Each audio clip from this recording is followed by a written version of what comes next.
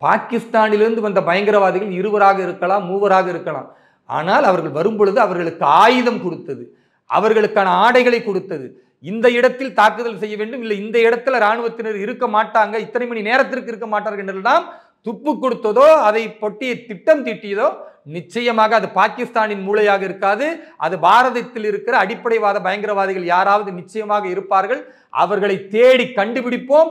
அது எந்த இஸ்லாமியனாக இருந்தாலும் சரி, ஒவ்வொரு சொட்டு இரத்தத்திற்கு பழியாக அவன் மீது சட்ட ரீதியான நடவடிக்கை எடுக்கப்படும். அது மட்டுமல்ல, இதற்கு பின்னணியில் யார் இருந்தாலும் அவர்களுடைய வேரோடு சேர்த்து கருவறுப்போம். அது நிச்சயமா மத்திய அரசு செய்யும். அதுல நீங்க ஜாதியோ மதமோ பார்க்க கூடாது. அவன் இஸ்லாமிய பெயர் இருந்தாலும் இந்த தேசத்திற்கு எதிராக, இந்து மக்களுக்கு எதிராக, இந்த தேசத்தினுடைய பாதுகாப்பிற்கு எதிராக செயல்பட்டால் அவன் இஸ்லாமியனும் அல்ல, இந்த பாரதத்தின் பிள்ளையும் கிடையாது. அவன் ஒரு துரோகி. துரோகியை என்ன செய்ய வேண்டுமோ அதை நிச்சயமாக மத்திய அரசு செய்யும். 2017 பாத்தீங்கன்னா அமர்நாத் யாத்திரையில் 8 பேர் கொல்லப்பட்டார்கள். அதற்கு பிறகு பாத்தீங்கன்னா 2018 புல்வாமா அட்டாக்ல 40 பேர். அதை தாண்டி ஒரு பெரிய இழப்புன்னா இப்பதான் நடந்திருக்கு. அது கூட எப்போ? ராணுவத்தினரை குறைத்து ஜனநாயகத்தின் மாண்பை நிலைநாட்டி முறையான தேர்தலை நிலைநிறுத்தி ஆளுநருடைய அந்த ஆட்சியை அகற்றி இவ்வளவு ஜனநாயகத்தை, இவ்வளவு அரசியலமைப்பினுடைய உரிமைகளை மக்களுக்கு கொடுத்த பிறகு அதை பயங்கரவாதிகள் தடுக்கிறதுக்கு முயற்சி செய்யறாங்க, மதக்கலவரத்துக்கு முயற்சி செய்கிறார்கள். இஸ்லாமியர்களுக்கு எதிராக இந்துக்களை திசை திருப்புவதற்கு இந்துக்களையாக பார்த்து பார்த்து கொலை செய்திருக்கிறார்கள் என்றால் இதை இந்துக்கள் புரிந்து கொள்ள வேண்டும். இஸ்லாமியர்கள் உங்களோடு இருக்கிறோம். அப்படி இஸ்லாமியர்களில் யாராவது மாற்று கருத்து இருக்குமேயானால் அவர்கள் இந்த பாரதத்தில் இருக்க தகுதியற்றவர்கள் என்பதை வெளிப்படையாக நாங்கள் சொல்லுகிறோம். ஒன்றிணைந்து நாம் இது அமைதி காக்க வேண்டிய நேரம். மத்திய அரசு கடும் நடவடிக்கை எடுக்கும் பொழுது பாரத பிரதமரோடு 140 கோடி மக்களும் ஒருங்கிணைந்திருக்கிறோம். பயங்கரவாத பாகிஸ்தானை, பயங்கரவாதத்தை, பயங்கரவாதம் எந்த மதத்தின் அடிப்படையில் வந்தாலும் அதை எதிர்த்து நிற்கக்கூடியவர்களாக நாங்கள் இருப்போம் என்பதுதான் எங்களுடைய நிலைப்பாடை தவிர, இந்த நேரத்தில் இஸ்லாமியர்களை டார்கெட் பண்ணி அல்லது அவருடைய மதத்தை டார்கெட் பண்ணி பேசுவது என்பது சரியான நிலைப்பாடு கிடையாது. பாதிப்பில் சில பேர் பேசலாம், அதை நாம் விமர்சனம் பண்ண வேண்டிய அவசியம் கிடையாது. இந்த பாதிப்பிலிருந்து அவர்கள் மீளும் பொழுது இந்த நிலை மாறும். இப்படி ஒரு படுகொலையை பயங்கரவாதிகள் நிகழ்த்தி இருக்கிறார்கள் என்றால் அவர்கள் பிறப்பின் அடிப்படையில் இஸ்லாமியராக இருக்கலாம், ஆனால் இஸ்லாமிய நம்பிக்கையின் அடிப்படையில் அவர்கள் இஸ்லாமிய எதிரிகள் அப்படின்னு தான் சொல்லணும். ஏன்னா திருக்குரான் சொல்லுகிறது, வமன் அஹியாஹா ஃபக அன்னமா அஹியன் நாச ஜமியா. ஒரு மனிதரை நீங்கள் உயிர் வாழச் செய்து விட்டால் ஒட்டுமொத்த மனிதகுலத்தை வாழச் செய்ததற்கு சமம். ஒரு அப்பாவியை கொலை செய்தால் ஒட்டுமொத்த மனிதகுலத்தை கொன்றதற்கு சமம். அப்போ ஒரு அப்பாவியை கொன்றாவே அது மனிதகுலத்தையே கொன்ற ஒரு பாவச் செயல் என்று திருக்குரான் சொல்கிறது. எந்தவித எதிர்ப்பும் இவர்களுக்கும் இந்த பயங்கரவாதிகளுக்கும் இல்லை. அவர்கள் சுற்றுலாவிற்கு வந்த அப்பாவி இந்துக்கள், எந்த ஆயுதமும் கிடையாது, நிராயுதபாணிகள். அவர்களை மதத்தின் பெயரால் பார்த்து பார்த்து சுற்றிருக்கிறாங்கன்னா அப்போ அப்பாவிகளை கொல்லக்கூடியதை எப்படி நீங்கள் இஸ்லாம்னு சொல்ல முடியும்? அவன் இஸ்லாமியனே கிடையாது, அவன் பயங்கரவாதி. அவன் இஸ்லாமிய மதத்தில் பிறந்திருக்கிறானே தவிர அவனுக்கு இஸ்லாமிய நம்பிக்கையை சரியாக சொல்லித்தரப்படாததால் இப்படி ஒரு வெறிபிடித்த மிருகமாக மாறியிருக்கிறான். ஆனால் அந்த 26 பேர் இன்றைக்கு பயங்கரவாதிகளால் படுகொலை செய்யப்பட்டதில் ஆதில் ஹுசைன் அப்படின்ட்டு ஒரு இஸ்லாமியர் இருக்கிறார். அவர் இஸ்லாமியர் என்று எதுக்கு சொல்கிறேன்னா, இந்த 26 பேரில் அவர் ஒரு குதிரை ஓட்டி, அவர் குதிரையில் 3 பேர் சுற்றுலா பயணிகளை கொண்டுட்டு வந்திருக்கிறார்.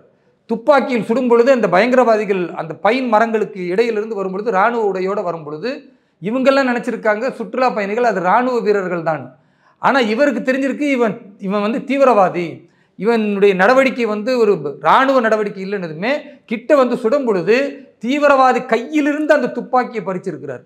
தீவிரவாதி கையிலிருந்து பறித்து அவர்களை சுட விட மாட்டேன் அப்படின்னு சொல்லி இவர்களை இழுத்துட்டு போய் காப்பாற்ற முயற்சி செய்யும் பொழுது தலையிலேயே சுட்டு தீவிரவாதி அந்த ஆதில் ஹுசைனையும் கொண்டிருக்கிறான். இப்போ நீங்க சொல்லுங்க, இஸ்லாமியர் என்றால் யார் இஸ்லாமியர்?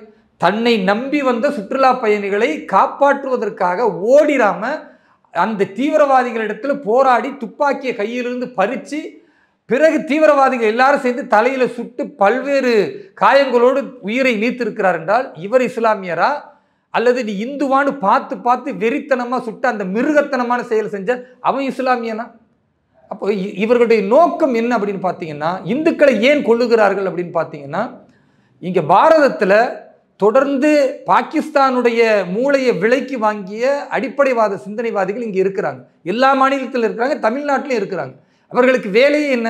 மத்திய அரசு தேச பாதுகாப்பிற்காக, தேசத்தின் வளர்ச்சிக்காக கொண்டு வரக்கூடிய எந்த சட்டமாக இருந்தாலும் இஸ்லாமியர்களை முன்வைத்து அதை எதிர்க்கணும், இஸ்லாமியர்களை கலவரத்தில் ஈடுபட வைக்கணும். அதில் ரெண்டு பக்கமும் கலவரமான இஸ்லாமியர்கள் கொல்லப்பட்டால் அந்த சாவு வீட்டில் அரசியல் செய்யணும். இதுதான் காங்கிரஸோ திமுகவோ மம்தா பானர்ஜி இவருடைய நோக்கம். இங்க திமுகவில் பார்த்தா ராசா கனிமொழி கலவரத்தை ஏற்படுத்துவதற்கு பகிரங்கமாக இஸ்லாமியர்களை தூண்டிவிடக்கூடிய காட்சி. அப்போ பாகிஸ்தான் பயங்கரவாதிகள் என்ன நினைக்கிறார்களோ அதை செயல் திட்டமாக இங்க இருக்கக்கூடிய பிரிவினைவாதிகள் செய்கிறார்கள். அதற்கு இங்க இருக்கிற ஆளுங்கட்சி அதை சார்ந்து இருக்கிற கட்சிகள்லாம் மறைமுகமாக உதவி செய்யுதுன்னா இந்த கொடுமைகளை எதிர்க்கணும் தான் நாங்கள் பாடுபட்டுக்கிட்டு இருக்கிறோம். இன்றைக்கு 26 பேர் அங்கே படுகொலை செய்யப்பட்டு இருக்கிறார்கள் என்றால் அந்த குடும்பத்தோடு நாங்கள் இருக்கிறோம். அவர்களுடைய வேதனையில் நாங்கள் பங்கு பெறுகிறோம். எல்லாம் உள்ள இறைவன் அந்த குடும்பத்திற்கு அமைதியை தரணும். இப்படிப்பட்ட மிகப்பெரிய இடர்பாடிலிருந்து அவர்கள் மீண்டு வரணும். அதே வேளையில் மத்திய அரசு இந்த கொடும் பாவிகளை வேடிக்கை பார்த்து கொண்டு இருக்க மாட்டோம். இவர்களுடைய நோக்கம் என்ன? இந்துக்களை கொலை செய்துவிட்டு இங்கு பாரதத்தில் உள்ள இந்துக்களுக்கும் இஸ்லாமியர்களுக்கும் மத்தியில் மிகப்பெரிய கலவரத்தை ஏற்படுத்தணும். அதன் மூலம் பாரதம் வளர்ச்சி பாதையில் செல்லக்கூடாதுன்னு நினைக்கிறாங்க. ஆனால் பாரத பிரதமர் திரு நரேந்திர மோடி அவர்கள் சொல்லியிருக்கிறார், காஷ்மீர் பள்ளத்தாக்கில் இருக்கக்கூடிய மக்கள் அமைதி வளர்ச்சி என்கிற நோக்கத்தில் இருக்கிறார்களே தவிர பயங்கரவாதிகளோடு இல்லை அப்படின்னு பாரத பிரதமர் திரு நரேந்திர மோடி சொல்லியிருக்கிறார். இதை தான் நாம் இன்னைக்கு பார்க்கணும். அமித்ஷா அவர்கள் தெளிவாக சொல்லியிருக்கிறாங்க, குற்றவாளிகள் யாராக இருந்தாலும் அப்பாவிகளுடைய ரத்தம், ஒவ்வொரு சொட்டு ரத்தத்திற்கும் அவர்களை நாங்கள் பழிதிருப்போம், விடமாட்டோம், எந்தவித காம்ப்ரமைஸும் கிடையாது என்பதை தெளிவுபடுத்தி இருக்கிறார். அப்ப எங்களுடைய நோக்கம் என்பது பயங்கரவாதிகளை வேட்டையாடுவதுதானே தவிர அவர்கள் இஸ்லாமியின் பெயரில் இருந்தாலும் சரி, எந்த மதத்தின் பெயராக இருந்தாலும் அரசு தீவிரவாதத்திற்கு எதிரான நடவடிக்கை எடுக்கும். அது நிச்சயமா மாற்று கருத்து இல்லை. ஆனால் தேவையற்ற முறையில் இதில் போய் நீங்கள் இஸ்லாமிய ஏன் உள்ள நிறுத்துகிறீங்கன்னு தெரியல. ஏன்னா இஸ்லாமிய நம்பிக்கையும் அப்படி சொல்லலை. ஒரு இஸ்லாமியர் எப்படி இருக்கணும்னு ஒரு ஆதில் ஹுசைன் தன்னுடைய உயிரை பணைய வைத்து இந்துக்களை காப்பாற்றக்கூடிய விதத்தில் உயிரை நீத்திருக்கிறார்.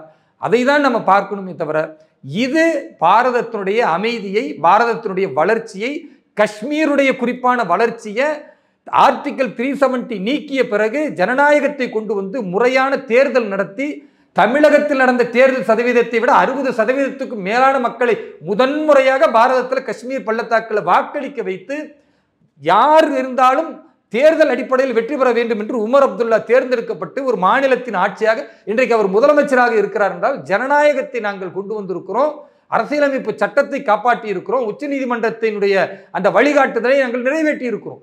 இதே ஆர்டிகல் 370 நீக்கிய பிறகு ஆளுநர் இருந்த பொழுது ஒரு தீவிரவாத தாக்குதல் இல்லை.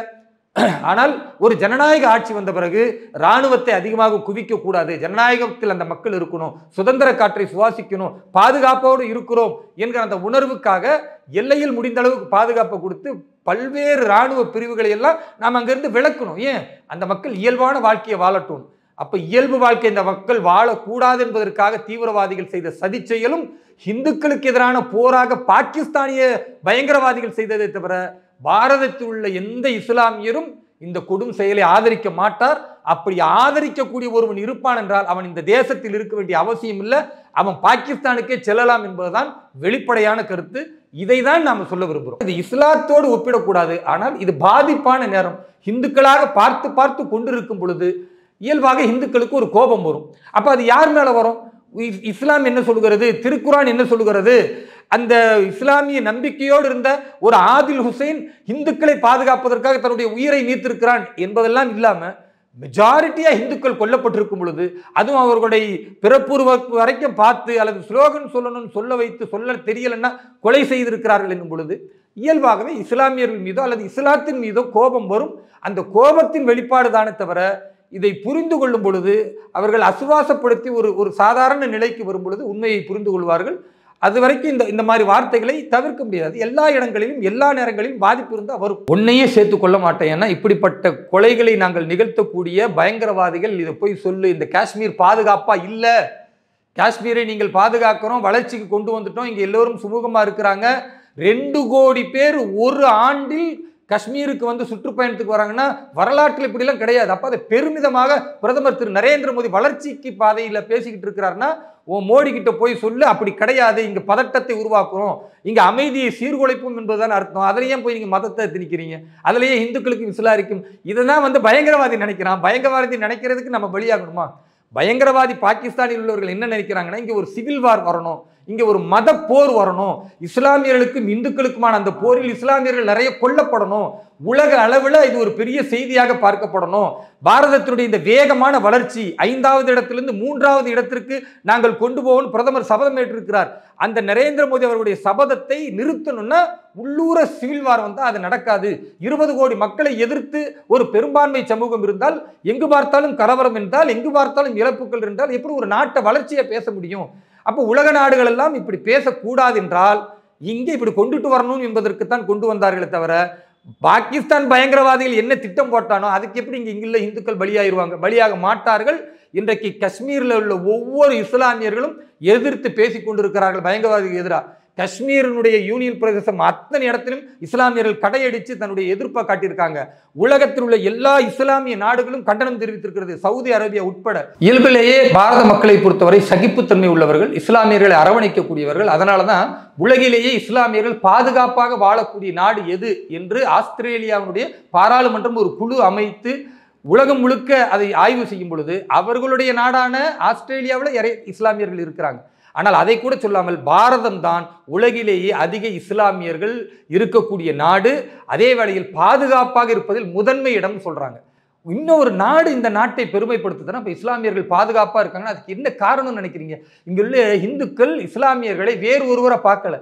ஏன்னா இவர்கள் ஆப்கானிஸ்தானிலிருந்தோ அரேபியாவிலிருந்து வரலாம். 5-10 தலைமுறைக்கு முன்னால ஒரே ஒரு மூதாதையிலிருந்து தான் வந்தவங்க. இந்துக்களிலிருந்து தான் இஸ்லாமிய மார்க்கத்தை தழுவி இருக்கிறோம். அப்படின்னும் பொழுது சகிப்புத்தன்மையோடு இஸ்லாமியருடைய வழிபாட்டு உரிமையை, இஸ்லாமியருடைய வாழ்வியல் உரிமையை, பொருளாதார உரிமையை பாதுகாப்பது அரசியலமைப்பு சட்டம் எப்படியோ அதை நடவடிக்கைகளை ஈடுபடுத்தி கொண்டு வந்தது நம்முடைய இந்து சொந்தங்கள், 100 கோடி இந்து சொந்தங்கள் தான். அந்த இந்து சொந்தங்களோடு நாம் இணைந்திருக்க வேண்டும். இந்த நேரத்தில் இஸ்லாமியர்கள் உறக்க பாதிக்கப்பட்ட இந்துக்களுக்காக குரல் கொடுக்க வேண்டும்.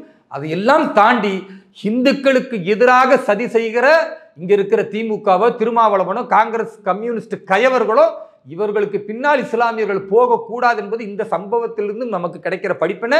ஏனென்றால் இவ்வளவு பெரிய கொடூரமான சம்பவம் நடக்கும் பொழுதும் திருமாவளவன் போன்ற அயோக்கியர்கள் அரசியல் பேசுறாங்க, ராகுல் காந்தி அரசியல் பேசிக் கொண்டிருக்கிறார் என்றால் இது அரசியல் பேச வேண்டிய தருணம் கிடையாது. நாம் அனைவரும் ஒன்றிணையக்கூடிய தருணம். இந்துக்களுடைய சகிப்புத்தன்மை, இந்துக்களுடைய நல்ல குணங்கள், இஸ்லாமியர்களை அரவணைக்கக்கூடிய அந்த பண்பை இன்னும் நான் பெருக்கணுமே தவிர நம்மிடத்தில் இருக்கிற 4 SDPI போன்ற பயங்கரவாதத்தை ஊக்குவிக்கக்கூடியவர்களோ, தடை செய்யப்பட்ட PFI போன்ற பயங்கரவாத சக்திகளோ, அல்லது இந்த ஜவாஹிருல்லா போன்றவர்களோ, இந்த ஆளூர் ஷானவாஸ் போன்ற அடிப்படைவாத அமைப்புகளை ஆதரிக்கக்கூடியவர்களோ இந்த மாதிரி அயோக்கியர்களை மட்டும் புறந்தள்ளிவிட்டு இஸ்லாமிய சமூகம் தேசிய நீரோட்டத்தில் இணைந்தால் இங்கு இந்துக்களும் இஸ்லாமியர்களும் ஒன்றிணைந்து வளர்ச்சி மிகு பாரதத்தை 2047 படைக்க முடியும். 20 கோடி இஸ்லாமியர்கள் அதற்கு தயாராக வேண்டுமே தவிர உணர்ச்சியை தூண்டிவிடக்கூடிய எந்த சைத்தான்கள், எந்த அரசியல் கட்சிகள் பின்னாலேயும் நம்ம போயிடக்கூடாது என்பதை இந்த சம்பவத்தின் மூலமாக படிப்பனையாக தெரிந்து கொண்டால் நாடும் நல்லா இருக்கும், இஸ்லாமியர்களும் நல்லா இருப்பாங்க, பாதுகாப்போடு இருப்பார்கள், நாம் அனைவரும் நல்ல நிலையில முன்னேற முடியும். இதுதான் பணிவாக உங்கள் ஊடகத்தின் மூலமாக இஸ்லாமிய மக்களுக்கு நான் வைக்கிற கோரிக்கை.